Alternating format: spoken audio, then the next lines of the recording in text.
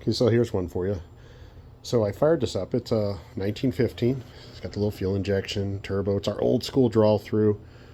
Customer, this is an old motor combo that we basically converting it to fuel injection for him, and then went ahead and he wanted to have dual tips coming out the pea shooter holes. So we made an exhaust with a little V-band to make it removable, and then sent everything out and had it all ceramic coated. So some of the stuff, if you look, it's kind of an old looking ceramic. It's because it has like surface rust in these ceramic, where other things are all brand new pipes. So you can see it's a little different. But strange thing is, when I fired this thing up, I can see from my little spot here at this angle, right there, I see the spark jumping. So my first thought is the computer, you know, it's got dedicated power wires, but it doesn't have a dedicated ground. You have to wire up a separate ground for that. So I went ahead and wired up a ground. I made sure it's clean right here, the powder coat. Made a little clip, took that wire, ran it straight down to the battery. Got it done, fired it up, did the exact same thing. In fact, it made it worse. It started jumping a lot. I was like, what the heck is going on?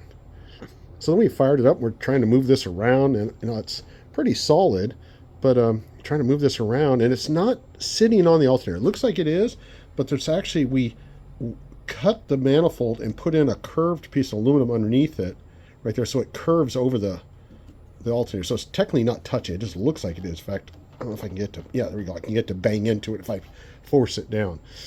So then I was like, well, what the hell is that? And then we started thinking, what if it's the alternator needs a ground, because the stand's powder coated, the backing plate and all that's all powder coated, sheet metals are all powder. What if that's the problem? So hooked up a little jumper real quick to it, started up, it went away. No more spark. So sure enough, I'm taking this screw out right now. It's in here loose.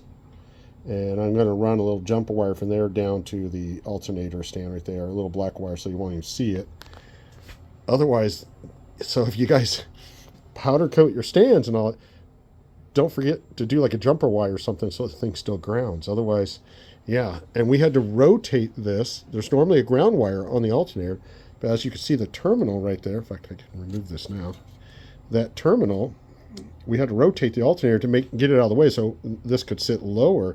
And in doing so, the ground little Phillips screw that would normally be there runs into the stand, so you have to delete that. Well, my bad for not incorporating a ground afterwards. Normally it's grounding to the stand, stand's grounding to the block.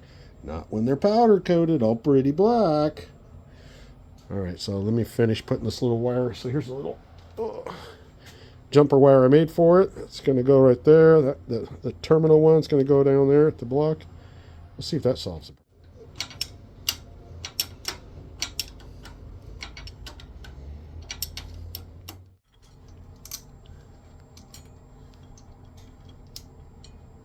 I'm just going to put the hardware on there, tighten it down finger tight so I can move the wire around. I don't want it to be in position yet. I got that guy in, and I actually already cranked him down. Or her, don't know. And now, let me get this guy tight. And the wire just kind of looped back there, just kind of hiding. There we go. All right. All right, let's see if we spark. If it does, I'll be able to zoom in right there and see it. All right, so let's... All right, so here we go.